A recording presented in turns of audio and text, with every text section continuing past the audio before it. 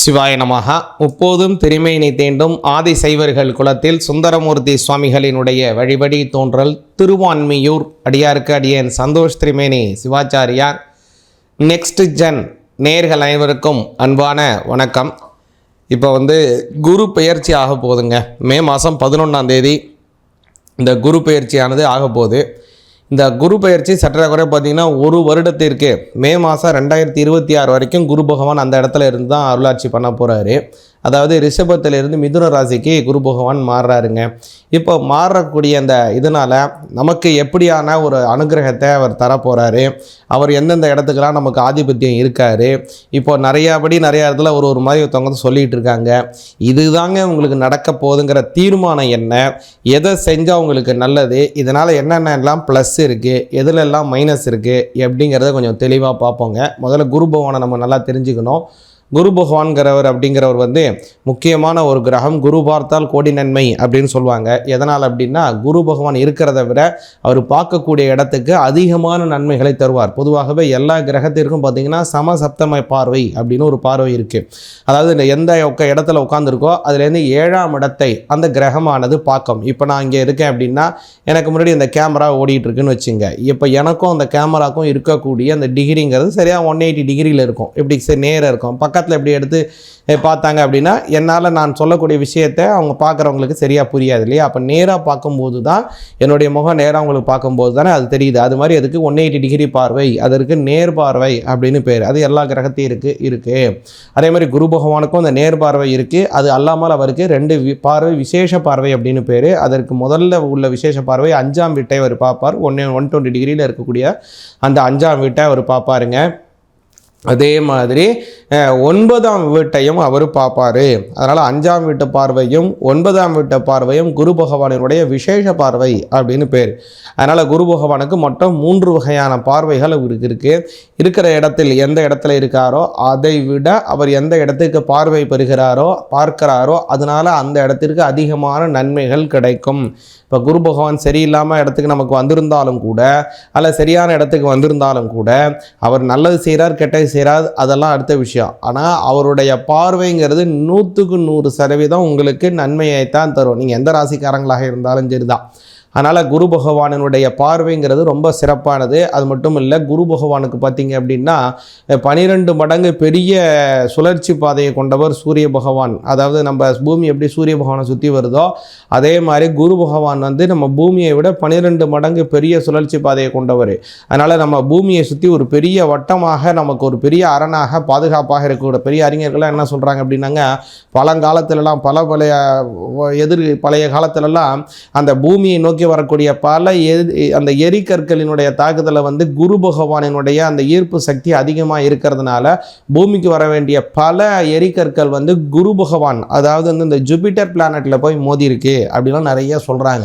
அது மாதிரி நிறைய இடத்துல நம்மளை பாதுகாத்தவர் குரு பகவான். அதே போல வருங்காலத்திலே நிறைய விஷயத்துல நம்மளை பாதுகாக்கக்கூடிய எண்ணம் கொண்டவர். அதே மாதிரி பார்த்தீங்க அப்படின்னா குரு பகவானுடைய அனுகிரகம் ரொம்ப முக்கியமானது. இந்த உலகத்தில் விளையக்கூடிய பழைய தானியங்களுக்கு குரு பகவானுடைய ஆதிக்கம் வேணும். அதே மாதிரி தேதிக்கு ஒவ்வொரு விதமான உலகத்துக்கும் பார்த்தீங்கன்னாங்க ஒவ்வொரு விதமான அந்த கிரகங்களினுடைய ஆதிக்கம் முக்கியம்.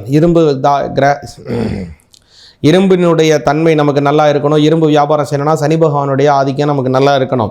அதே மாதிரி தாமிர பிஸ்னஸ் பண்ணுறோம், அதே மாதிரி இதெல்லாம் பண்ணுறோம் அப்படின்னா அதற்கு இந்த காப்பர் பிஸ்னஸ் பண்ணுறோம், காப்பர் ஒயர் பிஸ்னஸ் பண்ணுறோம் அப்படின்னா அதற்கு சூரிய பகவானுடைய அனுகிரகமானது வேணும். அதே வெள்ளி பிஸ்னஸ் பண்ணுறோன்னா சுக்கிர பகவானுடைய அனுகிரகம் வேணும். ஒவ்வொரு விதமான கிரகத்திற்கும் ஒவ்வொரு விதமான மெட்டல் லார்ஜி அப்படின்னு சொல்லுவாங்க. அந்த மெட்டலினுடைய தன்மை அதுக்கு இருக்குது. அதே மாதிரி நம்ம நிறையா தங்கம் வாங்கணும், வீட்டில் நிறைய தங்க ஆபரணங்கள் சேரணும், நமக்கு நல்ல தங்கத்தில் முதலீடு செஞ்சுருக்கோம், நல்ல அபிவிருத்தி ஆகணும் அப்படின்னா அதற்கு குரு பகவானுடைய அனுகிரகம் வேணும்.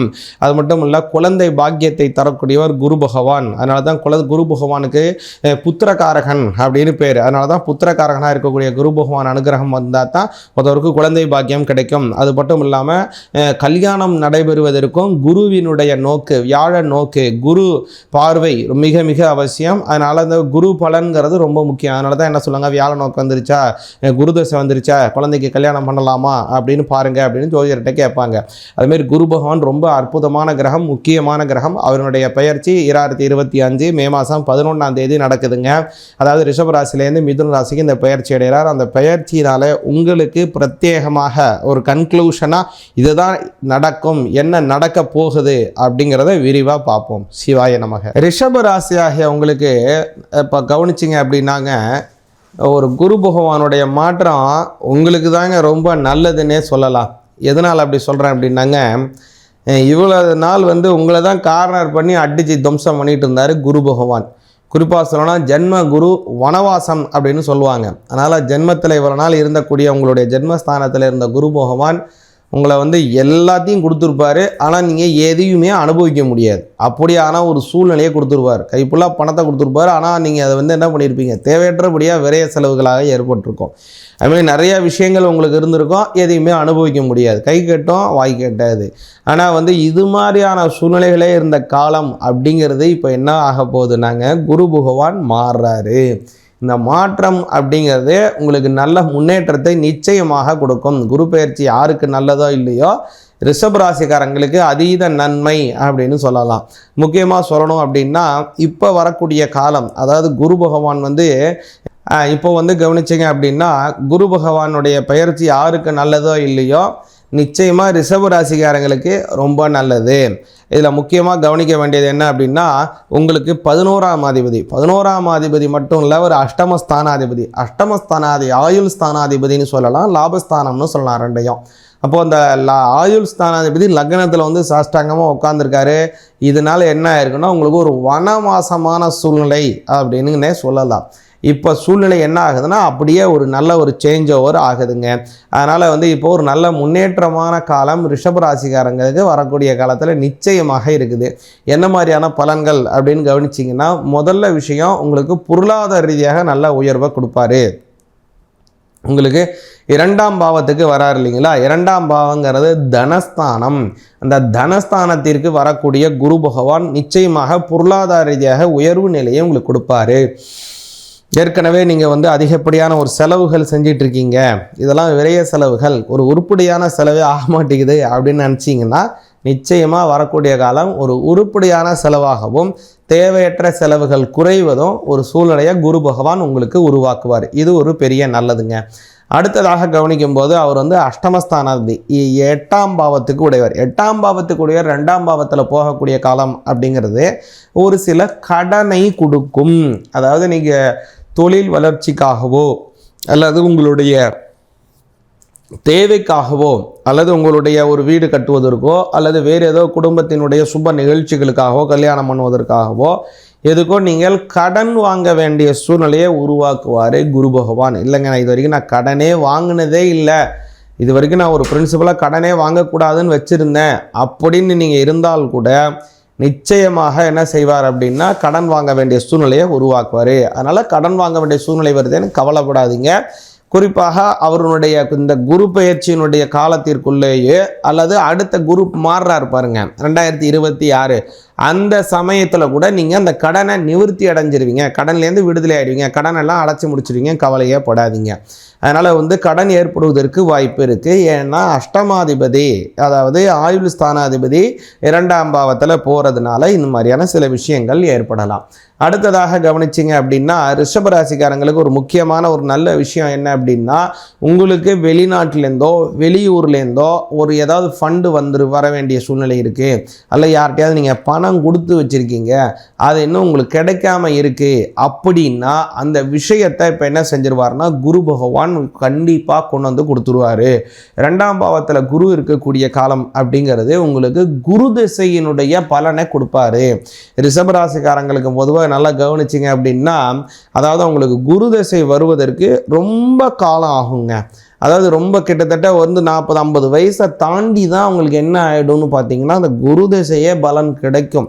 ஆனால் இந்த குரு திசையினுடைய பலன் பரிபூர்ணமாக, அதாவது வந்து ஒரு ஒரு 20 வயசு 25 வயசு 30-35 வயசுல கிடைச்சாதானே உங்களுக்கு நல்ல பலன் கிடைக்கும்.